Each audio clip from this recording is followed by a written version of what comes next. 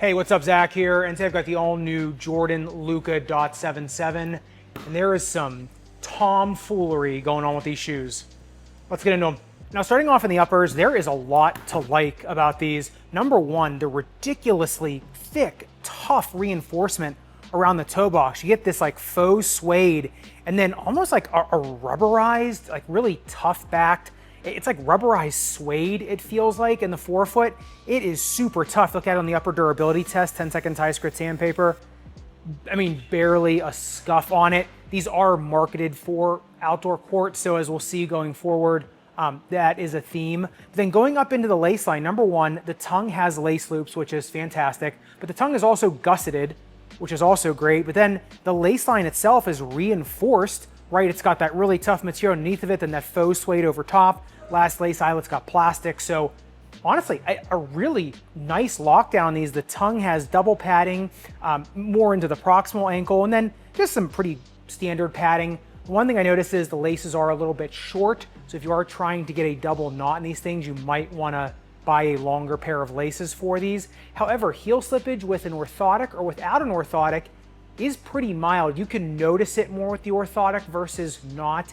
That's because the heel is a little bit narrow in these, and we'll talk about the in-flare in a second. Orthotics just don't fit in these great anyway. But in terms of the heel slippage in general, really not bad. The ankle collar and heel counter has, I mean, a decent amount of padding. There's enough in there, pretty standard heel counter. Honestly, a lot of pleasant surprises. Now look at these things on the breathability test, on the heat mapping. You see where you pay for that. These do heat up 105.9 degrees. And on my new method, on my new heat mapping, that is a little bit on the higher end, especially for a Jordan brand or a Nike shoe, which usually does fantastic. That's just because there's a lot of material in these. There's a lot of places to trap heat, especially with that really tough backing on the outside of the shoe. You're gonna pay for that somewhere. If you look at the outside of the quarters of the shoe, it's all that really tough TPU weaving, which if you look at it on the mapping, it's heating up on the outside, it's lighting up. So heat is getting out of there, but there's just also a lot of places that you're gonna trap as well. Look at on the breathability mapping too with the fog machine. Really the only place that fog is coming out is on the sides of the tongue. So yeah, they're probably gonna be holding on to some more moisture. I think the quarters of the shoe are gonna do okay. I think if you're playing on hot, humid days, I probably would just bring one extra pair of socks just in case. And speaking of these lace loops through the tongue, which I just think is such an easy thing to put in a shoe to make the lockdown better and just the containment so much better. Let's say your shoe doesn't have them, you want to put them on. You can check out my brand new shoe customization ebook that is coming out, because that is one of the modifications on a shoe that I go through and how I put lace loops through shoes that don't have them. So if you do want to check out that and just a ton of other shoe customizations that you can do on your own. Take your favorite shoe from good to great. Make sure you check out the link in the description below to learn more. All right, but getting into the midsole teardown, this is where the confusion and bewilderment sets in. So you can see the ISO plate from the outside of the shoe. That's not window dressing. That connects all the way into a midfoot shank, which is bottom loaded. Now that shank goes all the way into the forefoot, and then it pretty much just rides alongside of the zoom air unit in the forefoot. Now it is that pretty narrow rectangular zoom air unit again, but once again, it's kind of adjacent to the ISO plate, kind of like in the Luka 4. Now the rest of it is an entire bit of Phylon. Now Nike advertises this as dual density. It looks like it's just a more, maybe a more dense carrier foam on the medial and lateral side, and then that kind of comes right into the arch of the shoe. That might just reinforce the arch of the shoe from the top, which, yeah, I mean, that's nice, but it's, the vast majority is just, single density. Now, this thing on the bounce height test got 38 centimeters in the rear foot, 39 in the forefoot, and that's once again because that zoom air unit is underneath of that EVA. So not a ton of influence on the zoom air. And remember, when you're in the shoe, that zoom air unit is in the central ball of the foot, in the central metatarsal area. So you're not bearing a lot of weight there anyway, so you're not getting a ton of influence from it. I mean, it's there, but I think you're getting more influence from the Phylon and the ISO plate, to be perfectly honest. So yeah, it's nice that it's in there, and it might help keep the shoe a little bit more resilient for longer, and that's nice, but like I said, I think you're getting more influence on the other stuff anyway. The thing that confuses and bewilders me though is that this is a takedown shoe, and yet it's got one of the nicer shank setups, and something I really like. I like it when the lateral side, like if you have like a TPU brace on the lateral side of the shoe, actually goes into the midfoot. I think that makes a much stronger construct. Now, this isn't the stiffest shank in the world, but it is long enough, right, that, I mean, the construction of it is nice. So like, why is this on this model and not on some more premium models, maybe just a little bit more of a stiffer plastic? It's just a point of confusion. The other thing you'll notice is these circular cutouts on the outside of the shoe. On the inside, that is basically just shelled out pieces of the foam. That just allows for a bit more shock absorption in the heel. The reason they put it on the bottom of the shoe is that so the top of it stays, a little bit more even with your foot. All right, but getting into the outsole tread, number one, you've got basically, it's kind of like a modified herringbone in certain areas, but it's also like a basket weave in some others, a little bit more of like a circuitry type pattern. It is full length, which is really nice. And the angle of ascent doesn't start until really at the ball of the foot. So it is pretty flat up until the ball of your foot. They don't slip on the grip test ramp till 40 degrees, which initial grip is pretty good. And even on like polished concrete that I have here, dynamic grip is fantastic. So even for slicker outdoor courts, these things were grabbing pretty good. I think if you get more and more dirt, because the tread is pretty flat and shallow, you might get more issues. But I mean, honestly, this is actually pretty slick concrete, and this did pretty well. On indoor courts, it's just inconsistent, I would say, on hardwood and vinyl. If you get it more in that forefoot area, it does grab pretty good. If you're a little bit more flat to the ground using more of the midfoot, it does start to slide out pretty consistently. So yeah, it is, like I said, it's just inconsistent on indoor courts, but on outdoor courts, which they are made for, honestly, dynamic grip is pretty darn good. Look at these things on the speed ratio. They come in at a 2.89, shank score of 0.2, hallelujah, brings it up to a 3.09. And I'll preface this by saying you do pay for this on the back end, but I do think these are pretty darn speedy shoes. The way that they're lasted, the streamlined nature of them, the fact that the phylon is pretty dense and springy, plus they're not super heavy. Yeah, I do think they're pretty quick shoes. The Zoom Arian, I don't know, does a ton, but it doesn't hurt, And like I said, they just feel very easy, kind of gliding, flowing shoes.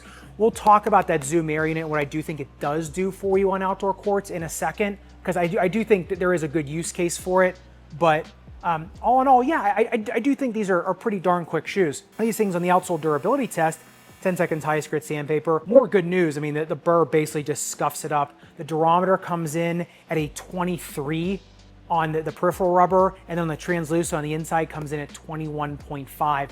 So it is really, really tough. This is no joke. These are meant for outdoor courts, and I do think they do a fantastic job for that, except for the exposed phylon. I think they could have just covered that up, and it would have been, honestly, a pretty ideal outdoor shoe.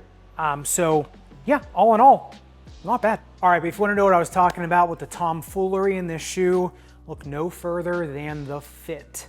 It is bizarre. Number one, these have an 11.5 degree inflare from the heel of the shoe, or let's say the midfoot of the shoe into the forefoot.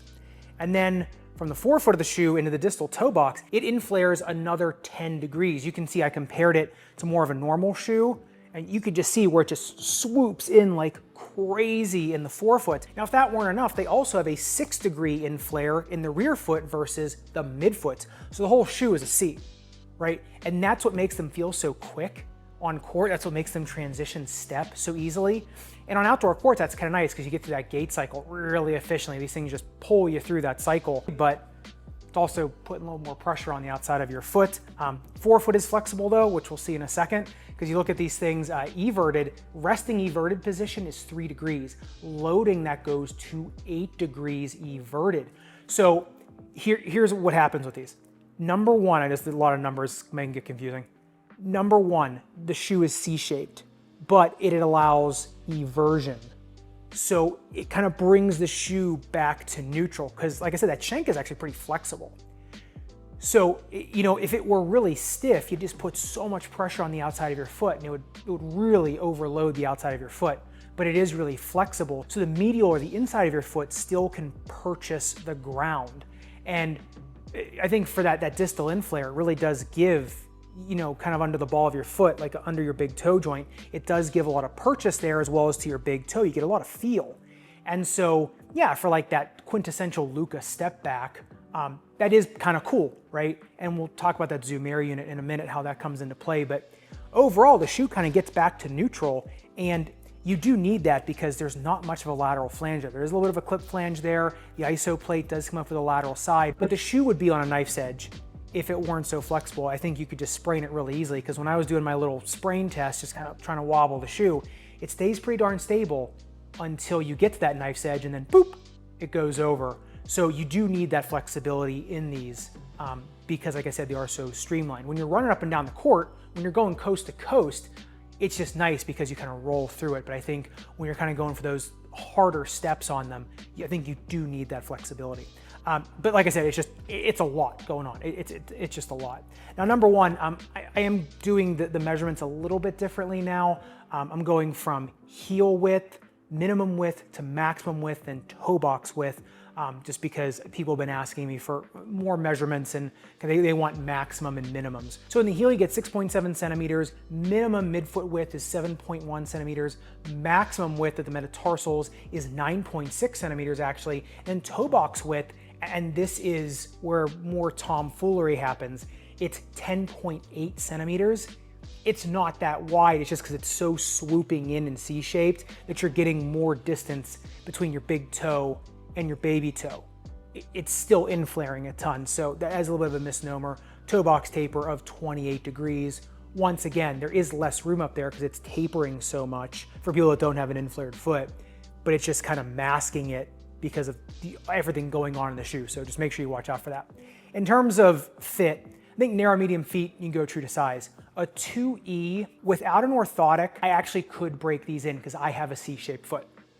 So I fit these pretty darn well. I do still think a 2E probably going up a half size. A 4E I'd be going up one size because the length is only 28.7 centimeters. So it's not long by any means. So I do think 2E and 4E would be going up that 1/2 to one size, just because not everyone is going to match up to this. And in fact, probably not a lot of people are going to match up to this shape. You're going to need a little bit more room in there to break in, especially if you're putting an orthotic in there, because these don't fit a typical orthotic because they're so swooped in. Fitting a pinnacle in these things, this is like the standard orthotic I put in there, was actually kind of tough. So an orthotic's gonna be a little bit more narrow, a little bit more accommodating. Something like a bridge will do a little bit better in these. And in terms of people I'd be recommending these for, yeah, I think for outdoor courts, I think these do a fantastic job.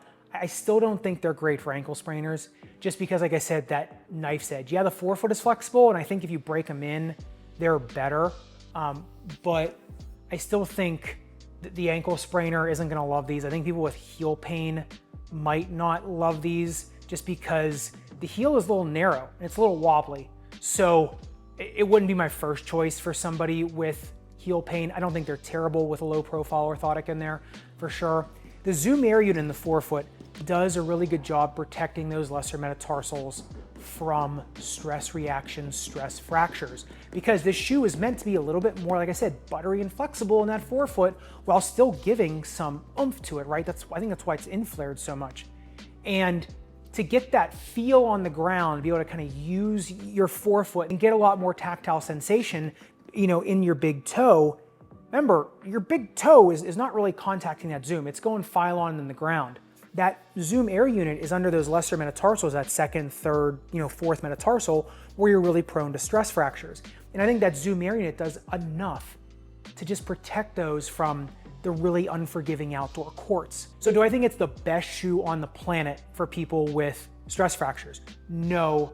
But I do think if you're looking for this kind of flexibility in the forefoot, this kind of more of a malleable forefoot, getting more feel in there, being able to hit those step backs. Like I said, in terms of that feel on those step backs and the feel of this thing, you definitely want to warm this shoe up. Kind of get a feel for this shoe first, because like I said, it does inflare a lot and it's a different sensation. So just make sure you're taking these through a shoot around and just maybe some practice drills first before you actually go and try to create separation for yourself.